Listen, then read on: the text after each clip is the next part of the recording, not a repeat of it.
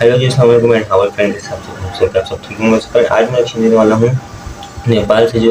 China तक के जो रेलवे प्रोजेक्ट बनाया जा रहा है वो, और एक कंट्री से दूसरे कंट्री तक की जो रेलवे प्रोजेक्ट बनाया जा रहा है वो काफ़ी फ़ायदेमंद साबित हो सकता है, क्योंकि एक तो वहाँ पे जो है वहाँ तिजारत के ज़राए जो है काफ़ी बेहतर हो जाएंगे, क्योंकि एक कंट्री से दूसरी कंट्री में तिजारत करना काफ़ी आसान हो जाएगा। दूसरा ये है कि एक कंट्री के जो लोग हैं वो दूसरे कंट्री में जो है घूम सकते हैं, टूरिस्ट के लिहाज से भी काफ़ी अच्छा है। तो ये प्रोजेक्ट जो है वो काफ़ी बेहतर और फ़ायदेमंद साबित होने के चांसेस हैं। और क्योंकि हम नेक्स्ट लेने वाले हैं, होप सो कि आपको वीडियो पसंद आएगा। आपको वीडियो पसंद बताएगा तो स्टार्ट करते हैं।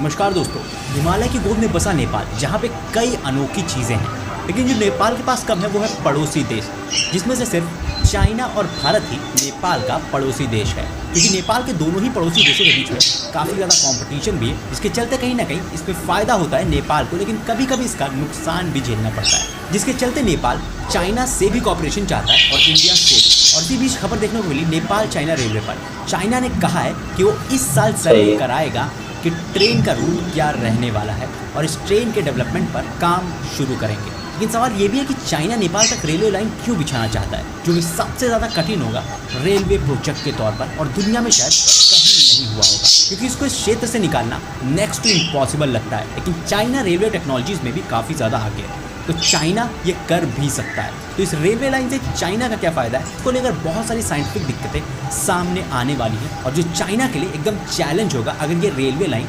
बनना शुरू होती है। साथ ही इसमें नेपाल का भी एक बहुत बड़ा फ़ायदा है, और यही है इसीलिए आज के हमारे चर्चा का विषय। तो आखिर चाइना क्यों इतना मुतावला है कि नेपाल तक रेलवे लाइन को बनाया जाए। दोस्तों, इसके पीछे कई अहम कारण हैं, क्योंकि नेपाल काफ़ी रिच है टूरिज्म इंडस्ट्री में, जिसका फ़ायदा चाइना को हो सकता है। साथ ही साथ सिर्फ यही नहीं, नेपाल काफ़ी ज़्यादा रिच है कई रिसोर्सेज और मिनरल्स में भी, जैसे कि कॉपर और आयरन और मैग्नीशियम और माइका, और साथ ही साथ कई लो ग्रेड के यूरेनियम भी हो सकते हैं नेपाल में, जिनको चाइना बाद में डिग करके यूज करना चाहेगा, जिसके चलते ही नेपाल तक रेलवे लाइन पहुंचाना चाइना के हित में ही होगा। क्योंकि अभी के टाइम पे नेपाल में इन चीजों को ढूंढना और इनको निकालना नेपाल के लिए पॉसिबल नहीं है, और यही सारी चीज चाइना को अट्रैक्ट करती है नेपाल की तरफ। लेकिन जियोलॉजिकली अगर बात करें तो नेपाल के लिए इंडिया की तरफ से ट्रेड हमेशा ही सस्ता रहेगा, क्योंकि चाइना और नेपाल के बीच में जो डिस्टेंस है वो काफ़ी ज़्यादा बढ़ जाती है अगर ट्रेड करने की बात आए तो। लेकिन नेपाल के लिए एक ऑप्शन खुल जाएगा जो कि नेपाल को पावर देगा कि उसके पास दोनों ऑप्शन है, वो दोनों तरफ से ट्रेड कर सकता है। और इसीलिए नेपाल चाहता है कि उसकी भी डिपेंडेंसी सिर्फ एक कंट्री पे ना रहे और वो डिस्ट्रीब्यूट हो जाए, जो कि एक अच्छी बात है। लेकिन लोन के टर्म्स और कंडीशन को देखना बहुत ज़्यादा ज़रूरी है, क्योंकि बीते कुछ सालों में चाइनीज़ लोन की वजह से कई देशों की अर्थव्यवस्थाओं पर बहुत बड़े असर पड़े हैं। तो नेपाल को कहीं ना कहीं लोन्स को ध्यान में रखते हुए इन डेवलपमेंट प्रोजेक्ट्स पर काम देखना पड़ेगा। लेकिन बड़ा सवाल ये भी है कि क्या नेपाल चाइनीज़ रेलवे के साथ जुड़ सकता है या नहीं, क्योंकि बीच में आता है विशाल हिमालयाज़, और ऐसा बड़ा और कठिन प्रोजेक्ट आज तक दुनिया में बनाया नहीं गया, और इसके पीछे कई साइंटिफिक कारण है कि बोला जा रहा है कि ये प्रोजेक्ट नेक्स्ट टू इम्पॉसिबल है। तो चलिए जानते हैं उन साइंटिफिक रीजंस को जिसके लिए कहा जा रहा है कि ये railway line next to impossible है। लेकिन पहले जानते हैं कि ये रेलवे लाइन कैसे जुड़ने वाली है और कहाँ पर होने वाली है।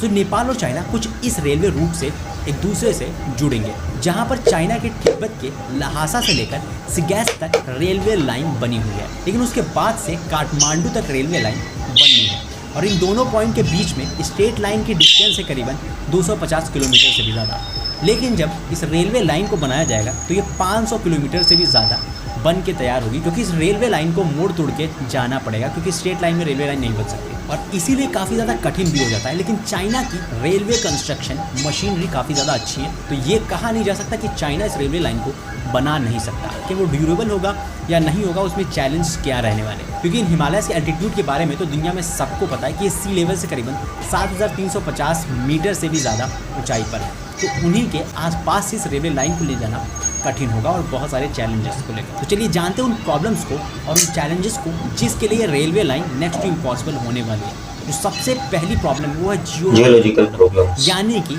इस धरती को लेकर प्रॉब्लम, क्योंकि जियोलॉजिस्ट यानी कि भूवैज्ञानिकों की माने हिमालयाज़ की जो जियोलॉजिकल कंडीशन है वो काफ़ी ज़्यादा कठिन और मुश्किल है, जिसके पीछे इन हिमालयाज़ के बनने की हिस्ट्री है। दोस्तों, ये हिमालयाज़ बने हैं दो अंडरग्राउंड प्लेट के टकराने से, जो कि इंडो ऑस्ट्रेलियन प्लेट और यूरेशियन प्लेट, जब इन दोनों ही प्लेट्स के बीच में टकराव हुआ उसके बाद ही हिमालय का फॉर्मेशन हुआ, जो कि दुनिया की सबसे बड़ी चोटी है। लेकिन प्रॉब्लम ये है कि जो अंडरग्राउंड प्लेट्स हैं वो आज भी मूव कर रही हैं, और यही सबसे बड़ी दिक्कत है, क्योंकि जियोलॉजिस्ट यानी कि भूवैज्ञानिकों का मानना है कि ये जो प्लेट्स हैं, जो इंडियन प्लेट्स हैं, वो आज भी मूव कर रही हैं, और ये 5 सेंटीमीटर से भी ज़्यादा स्पीड में हर साल मूव करती है। यानी कि जो हिमालयन रेंजेस है वो ज़मीन से ही 5 सेंटीमीटर से ज़्यादा तेज़ी से हर साल खिसकती रहती है, जिसके चलते ही ये एक बहुत ज़्यादा अनस्टेबल एरिया हो जाता है रेलवे प्रोजेक्ट्स के लिए। साथ साथ ज़मीन के नीचे plate boundary collision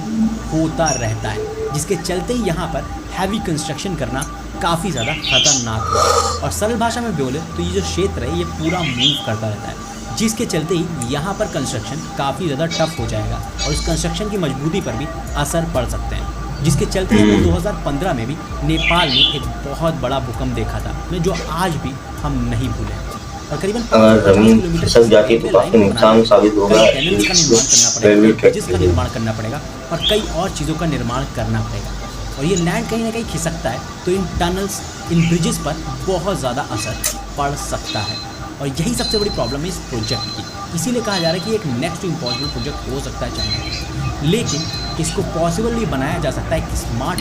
smart engineering के जरिए, क्योंकि दुनिया में आज तक कहीं देखने को नहीं मिली, और शायद अगर ये प्रोजेक्ट बनता है तो यहाँ पर देखने को मिल सकती है। यहाँ पर अब दूसरी बड़ी दिक्कत सामने आने वाली है, वो है जियोमॉर्फोलॉजिकल फिनोमिना, जो कि इस रेलवे लाइन को बनाने में साथ साथ सही ढंग से चलने में मुश्किल क्रिएट कर सकता है, क्योंकि हिमालय में बहुत सारी वैलीज और बहुत सारे ग्लेशियर, जिसके चलते ये ग्लेशियर्स कहीं ना कहीं हिलते हैं, यानी कि ग्लेशियर की बर्फ़ खिसक के नीचे आ जाती है, जिसके चलते काफ़ी ज़्यादा इरोजन होता है, और लैंड का भी इरोजन होता है, जो कि एक रेलवे ट्रैक को और इसके कंस्ट्रक्शन में काफ़ी ज़्यादा बाधा डाल सकता है।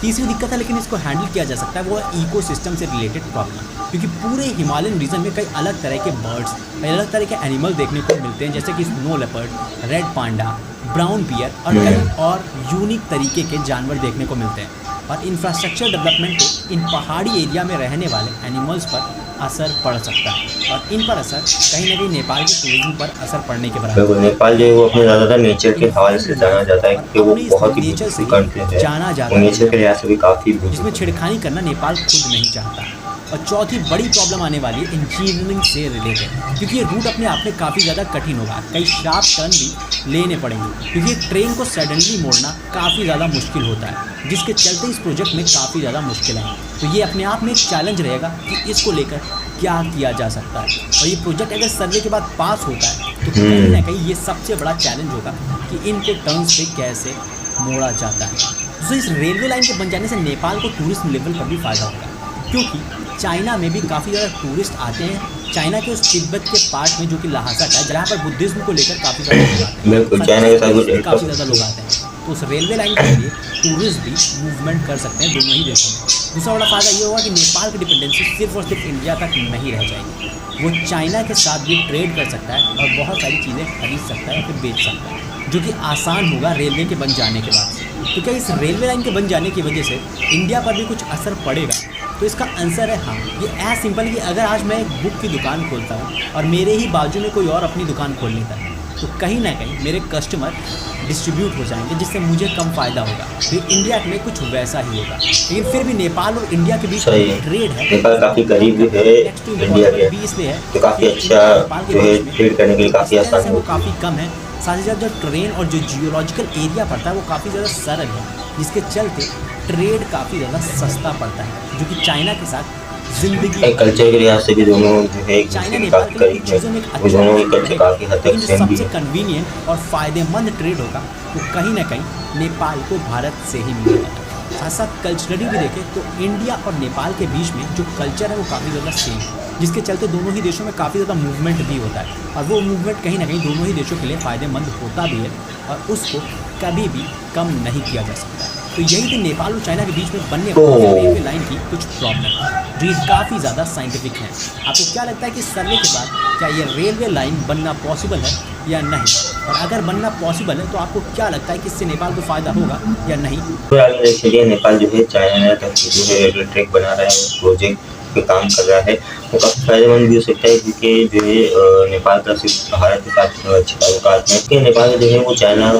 के साथ नए ताल्लुकात जुड़ेंगे तो नए ताल्लुकात होंगे और लोगों का आना जाना होगा। और टूरिस्ट जो हैं वो भी विजिट करेंगे, काफ़ी अच्छा जो है इससे रिज़ल्ट आएगा और काफ़ी तिजारत के लिहाज से, यानी ट्रेड के लिहाज से भी काफ़ी फ़ायदेमंद हो सकता है, क्योंकि इम्पोर्ट एक्सपोर्ट होगी तो एक कंट्री को दूसरी कंट्री से मिलाप जो है फ़ायदेमंद भी साबित हो सकता है। और वीडियो काफ़ी अच्छी वीडियो होप है कि आपको अगर आपको लाइक शेयर करें, कमेंट करें, ताकि आपको इंटरेस्टिंग वीडियोज़ मिलते हैं।